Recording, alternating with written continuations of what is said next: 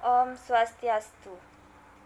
Baik, di sini saya perwakilan dari kelompok 7 akan membawakan materi bab 3 yaitu tentang analisis transaksi dalam UMKM. Sebelumnya perkenalkan, nama saya Nimade Yulianingsih dan rekan saya Kadek Bagus Adi Mahadipa. Baik, untuk materi yang pertama akan saya jelaskan sendiri yaitu tentang analisis transaksi. Pada dasarnya transaksi terjadi di perusahaan hanya ada dua, yaitu transaksi pemerolehan dana dan transaksi penggunaan dana. Berdasarkan dua jenis transaksi tersebut, ada beberapa contoh transaksi yang sering terjadi di dalam perusahaan, yaitu yang pertama ada transaksi dengan pemilik. Transaksi dengan pemilik ini adalah transaksi yang terjadi antara perusahaan dan pemilik. Transaksi ini juga terdiri atas transaksi penyetoran modal dan transaksi penarikan kembali modal tersebut. Transaksi penyetoran modal oleh pemilik misalnya berupa kas yang mengakibatkan aktiva perusahaan bertambah dan modal perusahaan juga bertambah. Yang kedua yaitu ada transaksi dengan kreditor. Transaksi dengan kreditor adalah transaksi yang terjadi antara perusahaan dan kreditor, di mana transaksi ini terdiri atas transaksi penarikan pinjaman dan pelunasan pinjaman. Transaksi penarikan pinjaman dari bank misalnya mengakibatkan aktiva perusahaan bertambah dan utang perusahaan juga bertambah. Yang ketiga yaitu ada transaksi dengan pelanggan. Transaksi dengan pelanggan yaitu transaksi yang terjadi antara perusahaan dan pelanggan, di mana transaksi ini terdiri atas transaksi penjualan barang atau jasa perusahaan kepada pelanggan dan transaksi pengembalian barang oleh pelanggan karena barang tidak sesuai dengan pesanan. Dan dalam hal jasa, pelanggan menuntut pengurangan hanya karena konsumen menganggap kualitas jasa yang ia terima tidak sesuai dengan yang ia harapkan. Transaksi penjualan barang dan jasa ini akan mengakibatkan aktiva atau piutang perusahaan bertambah dan pendapatan perusahaan juga bertambah. Yang selanjutnya yaitu ada transaksi dengan pemasok. Transaksi dengan pemasok adalah transaksi yang terjadi antara perusahaan dan pemasok, misalnya pemasok bahan baku. Transaksi ini terdiri atas transaksi pembelian bahan baku, barang dagangan, ataupun barang lainnya seperti alat-alat kantor, kendaraan, dan mesin produksi. Jika transaksi ini dilakukan dengan tunai, maka pengaruhnya adalah dapat menambah aktiva perusahaan, yaitu berupa bahan baku atau yang lainnya.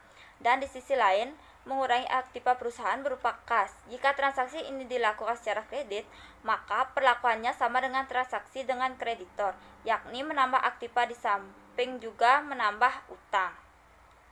Kemudian, ketika perusahaan melunasi utang yang timbul dari transaksi dengan pemasok ini, maka aktiva dan utang perusahaan berkurang secara simultan. Yang kelima yaitu ada transaksi dengan penyedia nilai tambah. Transaksi ini adalah sering terjadi antara perusahaan dan siapapun yang menyediakan nilai tambah kepada produk atau jasa perusahaan. Karyawan, misalnya mereka menyediakan tenaganya kepada perusahaan di dalam rangka melayani pelanggan atau membuatkan barang yang akan dijual kepada konsumen. PLN sebagai contoh lain menyediakan tenaga listrik bagi perusahaan agar perusahaan dapat berproduksi dan melayani konsumen. Transaksi dengan karyawan dan PLN mengakibatkan aktiva perusahaan berkurang dalam hal untuk membayar gaji dan tenaga listrik, atau utang perusahaan bertambah karena perusahaan belum membayar gaji dan tenaga listrik yang telah ia gunakan. Sekian materi dari saya. Untuk materi selanjutnya akan dijelaskan oleh teman saya. Baik, terima kasih atas waktunya. Perkenalkan, nama saya Kadek Bagus Adi Mahadipa dengan yang belakang 1156. Nah, di sini saya sebagai penyaji kedua akan menjelaskan mengenai materi transaksi UMKM serta bentuk bukti transaksi yang terjadi di UMKM. Nah, langsung saja ke materi. Yang pertama yaitu transaksi UMKM. Nah, transaksi secara umum di sini merupakan kejadian-kejadian ekonomi dari aktivitas normal yang dilakukan perusahaan yang berkaitan dengan kegiatan operasional perusahaan, baik itu secara langsung maupun secara tidak langsung pada periode-periode tertentu. Nah, yang dinamakan dengan transaksi keuangan adalah kejadian-kejadian dalam perusahaan yang bersifat finansial, yaitu yang harus diproses mulai dari pencatatan transaksi, yang dimana mengakibatkan perubahan aktiva, kewajiban, serta ekuitas yang berhubungan dengan pihak luar. Pada sebuah perusahaan atau sebuah UMKM, umumnya terdapat dua jenis transaksi yang terjadi, yaitu transaksi-transaksi tersebut merupakan yang pertama ada transaksi internal. Nah, transaksi internal ini biasanya digunakan untuk mencatat sebuah transaksi yang terjadi di dalam usaha itu sendiri. Seperti contoh yaitu pembelian alat tulis kantor. Pembelian alat tulis kantor. Pembelian alat tulis merupakan hal yang masuk dalam transaksi internal perusahaan ataupun dalam sebuah UMKM. Yang kedua ada transaksi eksternal. Nah, transaksi eksternal ini merupakan transaksi yang berkaitan dengan pihak-pihak eksternal dari suatu perusahaan ataupun UMKM. Nah, contohnya itu pembelian barang dari supplier. Seperti yang kita ketahui, di dalam setiap transaksi yang terjadi harus terdapat bukti transaksi yang terjadi juga. Terdapat beberapa jenis bukti transaksi yang harus dimiliki oleh perusahaan ataupun UMKM untuk mempermudah dalam menyusun laporan keuangan akhir periode nanti. Nah, jenis bukti transaksi yang harus dimiliki oleh suatu UMKM itu jenisnya itu cukup beragam dan kegunaannya tersebut berbeda-beda.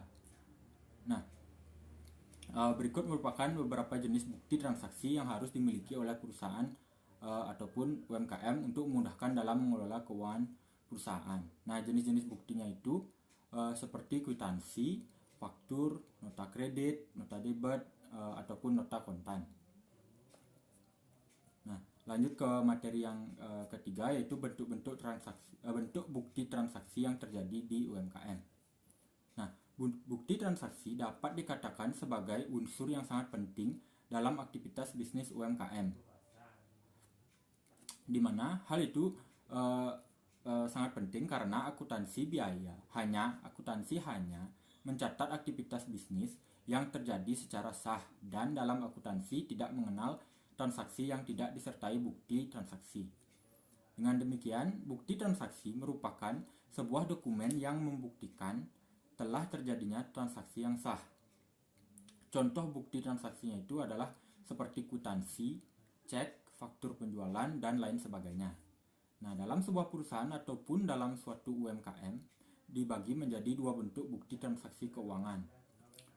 Bentuk bukti transaksi keuangan pada perusahaan atau UMKM itu adalah seperti bukti transaksi intern. Nah, bukti transaksi yang intern ini merupakan bukti transaksi yang berasal dan dilakukan di dalam lingkungan perusahaan itu sendiri. Dan sedangkan bukti transaksi ekstern yang merupakan bukti transaksi yang melibatkan pihak luar perusahaan. Contohnya itu seperti kwitansi, nota kontan, faktur, nota kredit, nota debit, cek, ataupun bilet giro. Nah, sekian yang bisa saya sampaikan, dan sekaligus saya di sini akan menutup presentasi secara resmi. Apabila dari kelompok kami ada salah kata ataupun salah pengejaan, kami mohon maaf dan selamat beraktivitas. Terima kasih.